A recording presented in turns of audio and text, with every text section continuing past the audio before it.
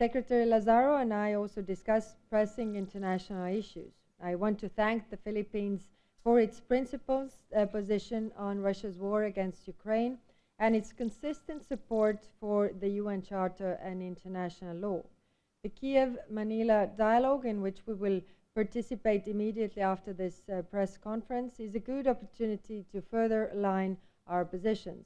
The vast majority of countries has vested interest in ensuring the borders cannot be changed by force.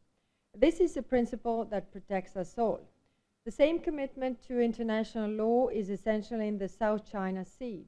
The European Union continues to support freedom of navigation and overflight, and we remain firmly committed to the UN Convention on the Law of the Sea.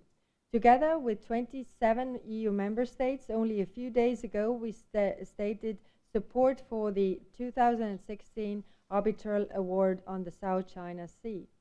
The EU supports efforts by ASEAN and China to conclude a legally binding code of conduct in the South China Sea. Disputes must be settled through dialogue, not coercion. Thank you, Madam Secretary. I now invite HRVP Kaya Callas to deliver her statement. We also discussed the situation in Myanmar, which has become Asia's deadliest ongoing conflict.